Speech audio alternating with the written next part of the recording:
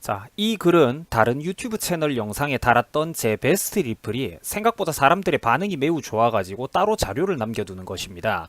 영상 내용은 대략 면접관으로서 이런 대답하는 면접자들은 사정없이 떨어뜨렸다라는 내용의 영상이었고, 저는 그 영상을 보면서 그래도 할 말은 하는 게 좋다라는 주제로 장문의 댓글을 달았는데 이게 생각보다 네티즌들의 반응이 좋았습니다. 자, 본론 들어가겠습니다. 자존감이 없는 사람들을 위해 내가 짧은 인생 살아본 경험상 내가 진짜 괜찮은 얘기를 예의 바르지만 소신있게 당당하게 피력했을 때 이걸 수용할 줄 아는 사람은 크고 잘 나가는 사람이었고, 못 받아들이는 새끼들은 고만고만하게 살아가는 인간들이었다. 물론 내가 대단한 사람은 아니지만 나름대로 조그만한 일 하나 잘 풀어가면서 살고 있다. 나는 20대 시절 군 생활도 아무 백도 없이 들어갔다가 이걸로 내 보직도 바꿨다. 스압 기니까 시간 많은 친구들만 읽기 바래. 새로 부임해온 고위 지휘관이 있었는데 우연히 기회가 닿아가지고 부대 운영에 관한 제언, 사람을 바로 쓰기 위한 몇 가지 중요한 철칙들 등을 고대 역사 속의 스케일 더 큰 왕들, 군사 지도자들의 사례를 예로 들면서 논리적인 조언을 올렸던 적이 있다. 그런데 웬걸 육사 나와서 초고속 진급에 장래도 유망하다고 하는 그 지휘관이 내가 말한 그 왕을 자기도 존경하는 인물이라는 거다. 여기서 게임 끝났다. 그 뒤론 서로 이야기가 척척 맞았으니까.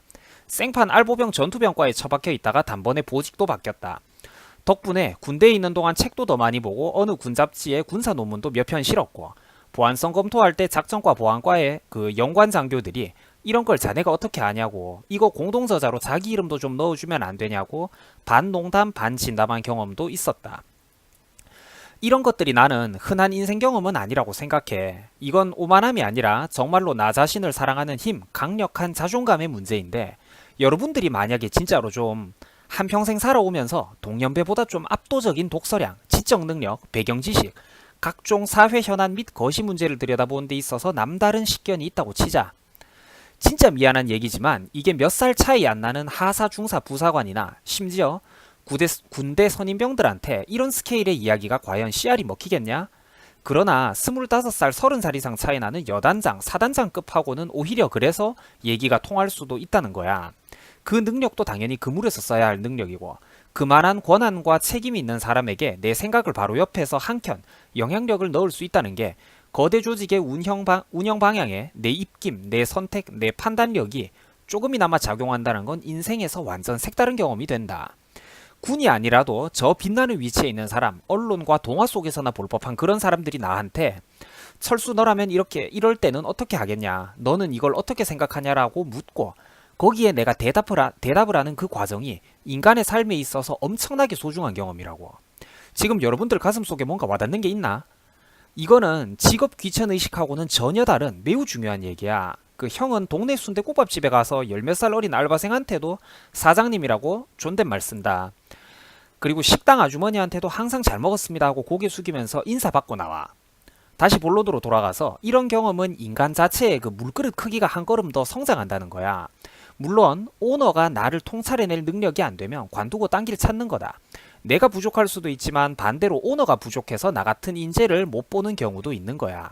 그 정도 배짱은 있어야 되는 거 아닌가? 나이 차이, 신분, 계급장 같은 거 보고 기회가 와도 움츠러들 새가슴이었으면 애초부터 야망도 꾸지 말고 운명에 순응하고 만족하고 살아라. 기회는 스스로가 만드는 거야. 너무 거창한 얘기같이 들릴지도 모르겠지만 원래 역사 속에서 영웅들은 전부 다 개뿔도 없던 시절부터 자기 스스로 존나 비범하다라는 약간의 긍정적인 중2병을 갖고 살았어. 나폴레옹 1화 아냐 여러분들? 엘바 섬에 유배됐을 때 자기는 비범한 사람이라서 자살하기 위해서는 당연히 일반인들보다 훨씬 많은 양의 독을 먹어야 된다고 생각했고, 독약을 정상인 치사량의 그 몇 배가 넘게 과잉 복용했는데 바로 그 덕택에 신체에서 거부 반응을 일으켜가지고 다시 토해버리고 살아나서 훗날 프랑스로 돌아가서 황제로 복권하게 되었다. 물론 이제 야사라고도 할 수도 있겠지만 이런 교훈을 말하자는 거야. 그 오만함과는 전혀 다른 의미인데, 진짜로 자기 자신을 믿는다는 거, 자기 자신을 진심으로 사랑한다라는 게 생각보다 매우 어렵다. 대부분의 사람들은 자기 자신을, 자기 선택을 의심한다. 대다수 사람들이 용기가 없고 상황에 상대의 신분에 주눅드는 것도 그래서 나오는 태도거든. 자존감이 높은 사람은 두려울 게 없다. 청중이 많고 멍석을 깔아줄수록 더욱더 신나서 날뛸 수 있단 말이지. 머리에 들어있는 게 많아서 터져나갈 것 같고 이 귀한 자리, 이 귀하게 깔아준 멍석판 위에서 나는 이 조직, 이 공동체를 위해서 풀어놓고 싶은 말과 행동, 아이디어가 넘쳐나니까. 당연히 그 정도는 돼야지 출세를 꿈꿀 수 있는 거 아닌가? 머리 굴리고 워커홀릭, 일에 미치는 삶이 싫으면 그냥 딴 길 찾던지 최소한 위로 향하겠다는 생각만큼은 여러분들이 버리는 게 좋다. 물론 나는 그냥 인터넷에서 댓글 달고 지나가는 사람에 불과하지만 내가 여러분들한테 꼭 해주고 싶은 얘기가 있다면 여러분들은 바로 죄인이 아니라는 거야. 면접 볼 때 죄인이 되지 마. 회사든 정치 조직, 정당 같은 곳이건 그 조직에 취직하기 전까지 여러분들은 부하 직원도 아니고 그 회사에 비친 것도 없다는 것을 기억해라. 남자가 불알 쪼그라들어가지고 그냥저냥 네네 이렇게 훈련병하는 복명복창만 하는 인생 살고 싶냐 진짜? 여러분들은 그런 인생 살고 싶어? 나는 안 그렇다고 보는 거야. 초등학생 때부터 형은 이런 생각을 갖고 살았다.